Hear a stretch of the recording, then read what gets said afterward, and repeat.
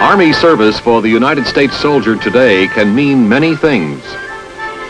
From taking part in civic action activities, bringing friendship and confidence to a disrupted people, to providing medical aid for the sick and injured.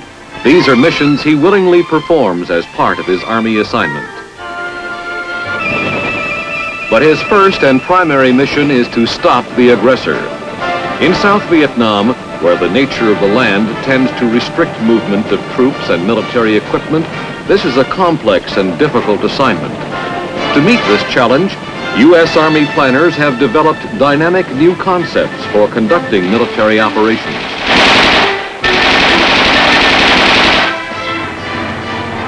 Today, we will see how one of these concepts, the use of armor as a swift and powerful Army strike force, has been developed as a successful combat element in support of our nation's defense commitments.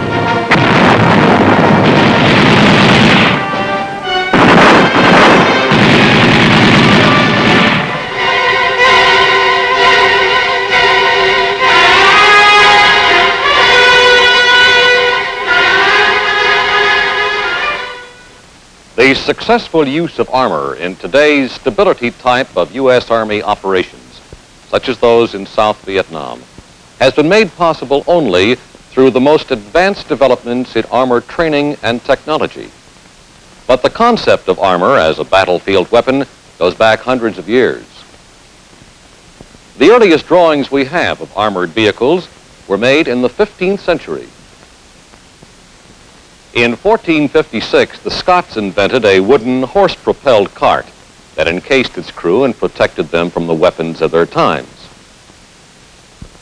About 25 years later, Leonardo da Vinci, the famous Italian painter who was also an ingenious inventor, devised another type of armored vehicle. Da Vinci's armored car was propelled by men underneath the shield, turning by hand a crankshaft similar to the ones we use today. This steam-driven armored vehicle, invented in 1854, had to stop every few minutes to take on water and build up engine pressure. During World War I, the British developed the first modern tank to be used on the battlefield. The French also began making the new armored vehicles.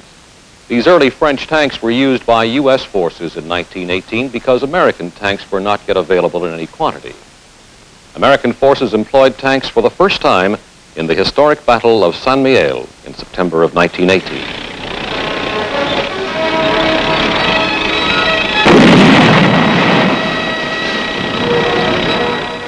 Though these early armored vehicles played an important part in reducing infantry casualties by moving against the automatic weapons fire of the enemy, their potential was never fully exploited. For the most part, the tank in the First World War played a secondary role in support of infantry operations. After the war, the U.S. Army Tank Corps was actually assigned to the Chief of Infantry. It was not until the late 1930s that technological advances in armored vehicles brought the tank and the mechanized force to the forefront of battlefield maneuver. One of the first U.S. Army tanks to set an effective battlefield record was called the General Sherman. A medium tank weighing about 30 tons, it saw action in many important World War II engagements, including desert conflicts in North Africa. The enemy had developed a philosophy and a concept for the use of armor that had swept through Central Europe on a surge of conquest. Blitzkrieg, lightning war. Both on the European plains and the desert of North Africa, the Nazi armored power moved swiftly, but in the end unsuccessfully against the Allied forces.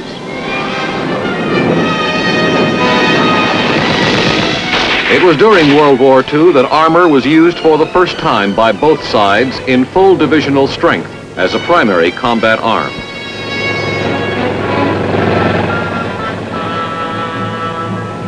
The war in Korea was a valuable proving ground for determining armor capabilities and limitations on difficult terrain.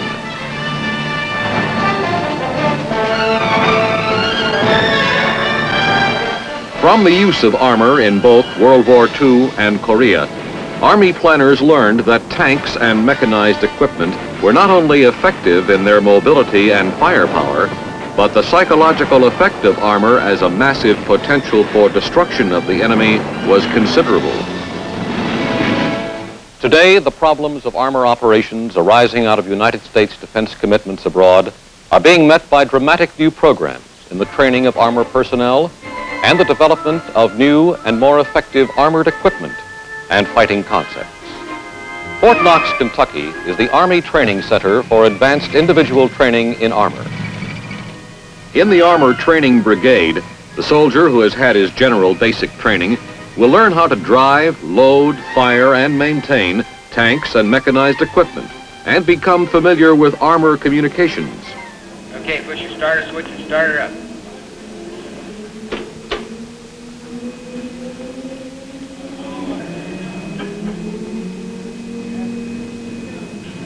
On latest training devices, he receives instruction in these operations. Okay, driver, put it in low gear and move out.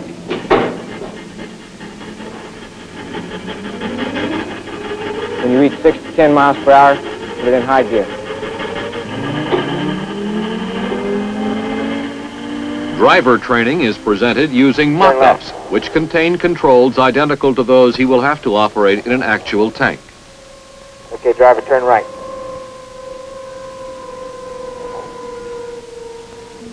Okay, stop, driver, and put it in reverse. The instructor follows the progress of the student on a control console. The console also allows the instructor to program malfunctions into the training device to determine the student's ability to overcome driving problems. Stop, driver, put it in low and move out.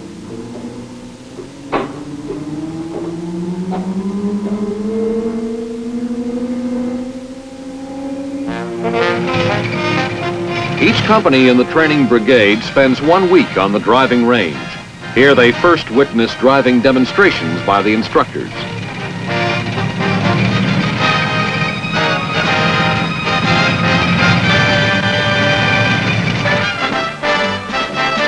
Each student gets practical experience in tank driving under careful supervision.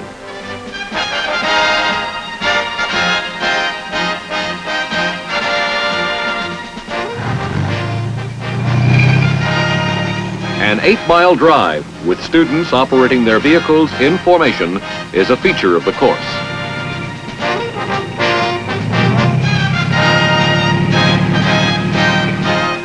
Justice, any questions now before we start sending messages? I will correct any mistakes. Put on your headsets, adjust your boom mics in front of your mouth. Training in all of the operational elements of the armored vehicle is essential, so that each member of the crew can take over the job of the other in an emergency. These men are receiving instruction in tank radio telephone procedures. Let's go ahead and start. Oxford Canal 5, this is Oxford Canal 50, over. This is Oxford Canal 5. Forward elements have encountered light resistance in vicinity of Alamo, over. This is Oxford Canal 50, roger out. Oxford Canal 6, this is Oxford Canal 50, over. In swiftly moving armor operations, accurate communication among armor units is essential. Use of proper code words and brevity of the spoken message ensures quick response and reaction.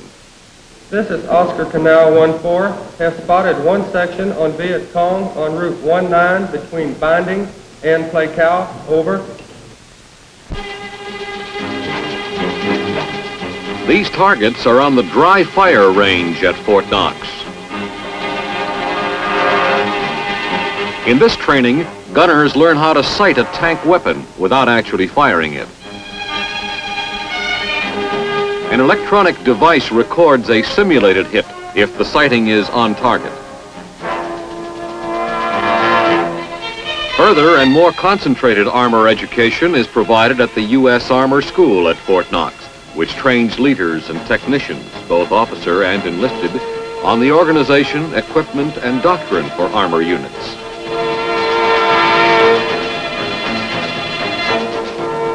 group of armor soldiers gets acquainted with a training simulator for the highly sophisticated armored reconnaissance airborne assault vehicle M551, known as the General Sheridan.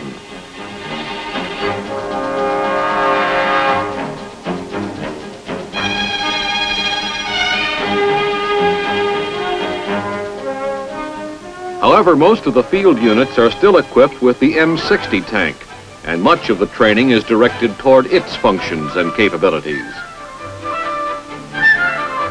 On this M60 training device, the student tank crew learns how to handle armor components, such as the main battle gun.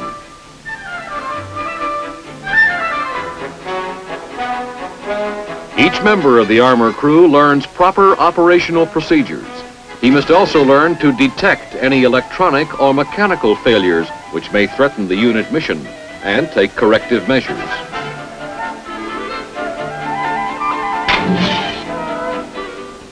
It controls the blackout drive, the blackout markers, the stoplight, and the service drive.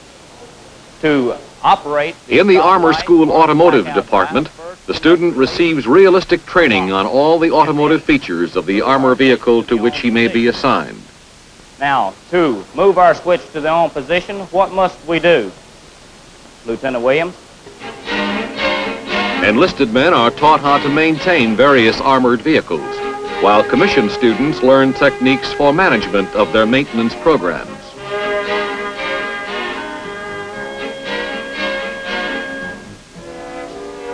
The ability to move rapidly and decisively in combat may depend on lessons learned at the armor school. Varied training devices used at the school vividly illustrate the operating parts of armored vehicles. To begin with, turning the engine on, you will notice the rocker arms up on the top side of the engine. The yellow rocker arm, when it is depressed, indicates the injector nozzle is injecting fuel into the cylinder. This is commonly known as the L-head engine. Now we have the 4 strokes in this engine as the intake, compression, power, and exhaust. Now you'll notice as the valve mechanism works up and down in the engine, you can follow the 4-stroke cycle. Instruction in all phases of armor may be recorded via television for Army-wide use. Mobile TV units, manned by expert technicians, can cover demonstrations anywhere on the post or within a wide area of the region where the training center is located. A control room at the Fort Knox Television Training Center is equipped with latest monitoring equipment, which can channel closed-circuit armor educational programs directly to classrooms on the post. Taping facilities provide an additional capability for electronic programming of armor instruction. Prepared through the most modern training methods, with a total knowledge of his vehicle and its equipment, the armor student moves on to one of the most important phases of his military education, leadership. The combat leadership course at the Armor School stresses student participation in solving practical problems of judgment and decision. On this terrain board, problems, many of them based on historic armor engagements, are presented to the students for solution. We will now go into the 9th situation, which is a logical continuance of the last situation. In the fast-moving situations that arise from the use of armor on the battlefield, the armor leader must be able to make decisions, give orders, and take action quickly. His decisions must be accurate and timed to the military emergency. Your platoon has advanced this far along your route of march. You have identified a crossing site slightly upstream from your present location. Your infantry squad leader, who identified the crossing site, has also identified possible enemy armor to your front. At this stage, you are faced with 2 problems. 1, how to get your platoon from their present location across the ford and continue the attack. And 2, what you must do about the presence of identified armor on the high ground to your front. Gentlemen, What are your actions and orders at this time? Corporal Hill. Sir, Corporal Hill. Helper 2, this is Dixie 1-6. Keep me informed. Out. Dixie, this is Dixie 1-6. Keep on the lookout for enemy armor. Dixie 1-2 and Dixie 1-3, move to fording point. Dixie 1-4 and Dixie 1-5, follow me. Out. Is there anything more that you would like to add to your transmission at this time? No, sir. Thank you. What has he done wrong? The armor soldier is in a highly specialized combat arm that must always keep a step ahead of a growing technology. The students have also But it is the men and not the machines who win or lose battles. The armor commander must be able to apply his knowledge and leadership in a variety of Army missions, both in conventional military operations and in counterinsurgency type activities. And that is to advise the company commander. You must send a spot report to the company commander. Full-scale field exercises give the armor soldier an opportunity to use his individually learned knowledge as a member of a combat team.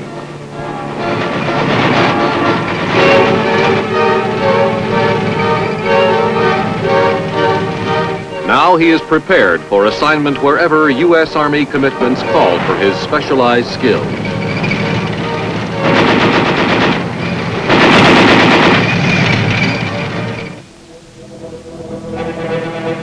In South Vietnam, the armor soldier and his unit test their mettle against many problems of terrain and climate. Much of the interior of the country is rugged, mountainous land, posing difficult problems for armor operations.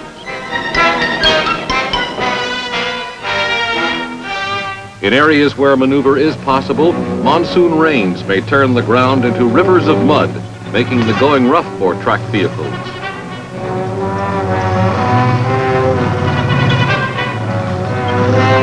Despite these adverse features of the land, Army planners have discovered that tanks can operate in South Vietnam in about 60% of the country in the dry season, and in about 45% of the land during the wet season. Mechanized equipment such as armored personnel carriers can move effectively in more than 65% of the country the year round. As a result of continuous study and evaluation of land movement problems in this region, a body of doctrines and concepts have been devised for the use of armor in the unconventional warfare situation. In addition to the traditional role of armor as a dominant ground assault force, certain specific missions have been developed for armor units. We're going to be your security for the convoy today. First of all, let me go over the uniform. It's to be worn on this convoy. The uniform is a steel pot and a flak jacket. And that's the whole way in the long bend. I don't want anybody with their flak jacket or their steel pot off. Is that understood? Can anybody not hear that? Each vehicle will have a driver and a shotgun. If there's any vehicle here that don't have a driver and a shotgun, don't even move out. Go on back to the motor pool.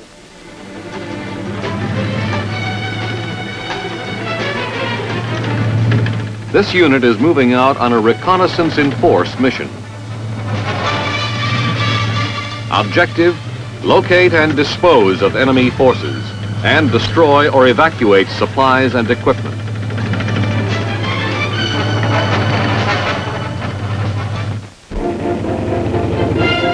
The Vietnamese interior has few large sweeping areas of clear flatlands, such as those which supported the swift U.S. armor advances through Europe in World War II. In this region, armor must often penetrate heavy jungle growth to reach its objective. Even when there is a road, there is always the danger of sudden ambush, a favorite tactic of the Viet Cong. With passage ahead disrupted by landmines, the VC pour a withering fire on U.S. armor vehicles and personnel.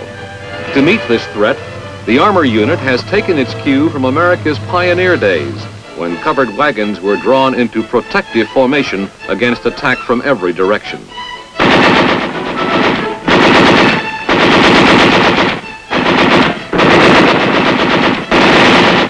The enemy fire is returned by our forces with devastating effect. Often what begins as an all-out ambush to destroy U.S. armor ends in complete disaster for the enemy due to our superior armor firepower and unique maneuver techniques.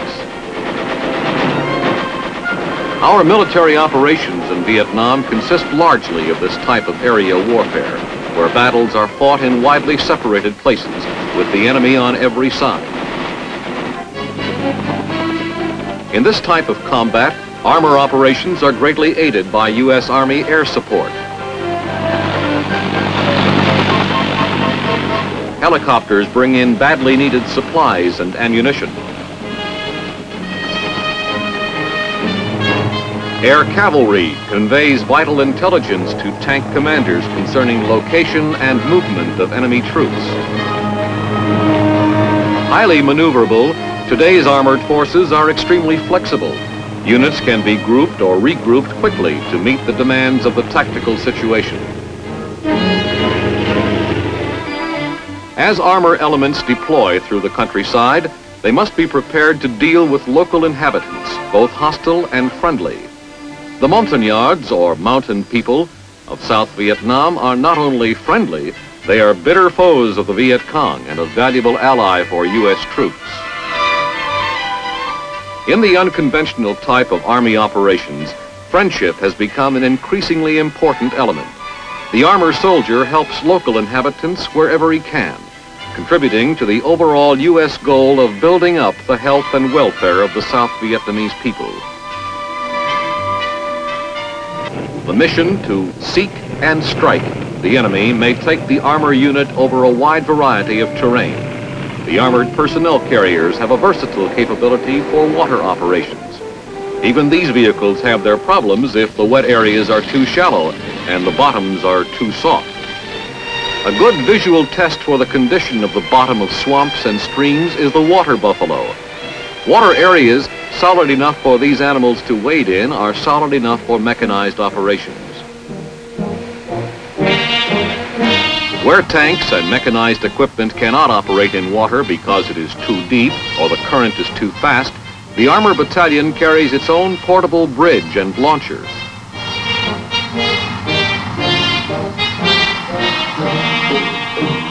The Armored Vehicle Launched Bridge is designed to allow armor units to cross short gaps in the least possible time and with minimum exposure to enemy fire.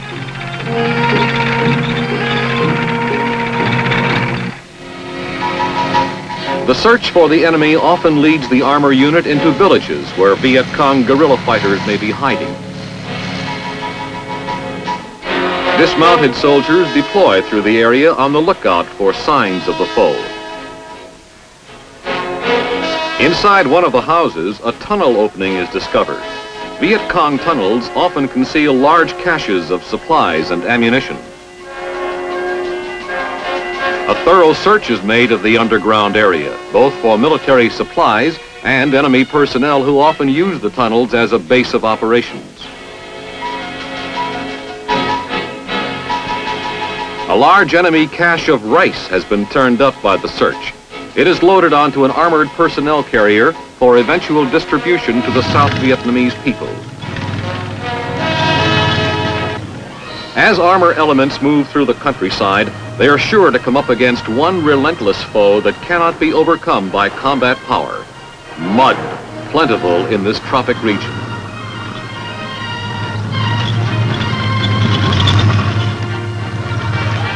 But even against this natural enemy, the armor soldier has many expedients. Riggings of various kinds permit mired vehicles to be moved out with a minimum loss of time.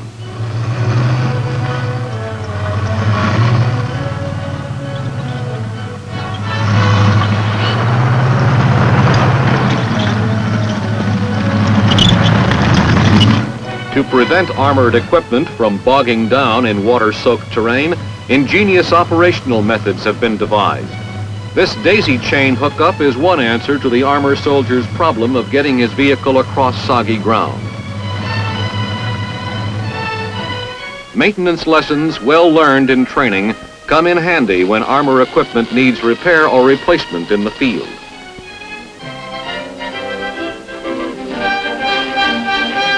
Whatever the nature of the assignment, the essential mission of the armor soldier and his unit remains fixed: to conduct combat armor operations against the enemy.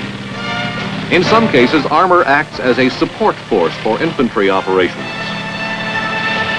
Frequently, armor is used as an independent assault force to achieve certain objectives. More often, it will be employed as part of a combined arms team, receiving support from the air cavalry and fire support from field artillery.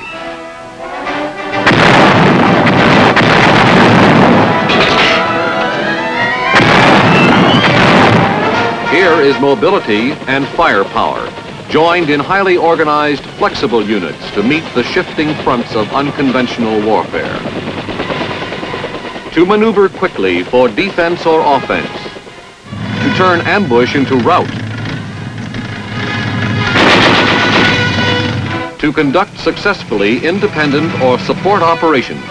These are the capabilities of the well-trained U.S. armor soldier and the potent, versatile armor equipment he uses.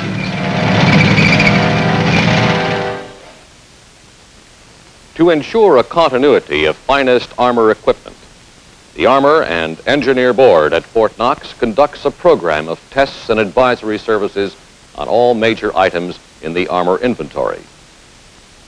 The Armor Agency at Fort Knox has the responsibility for developing new concepts in equipment and fighting doctrine.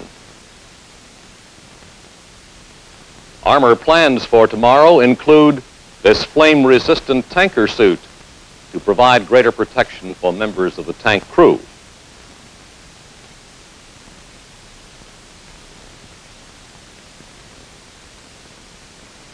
Already in development is this new amphibious battle tank, the MBT-70, a joint project between the United States and West Germany.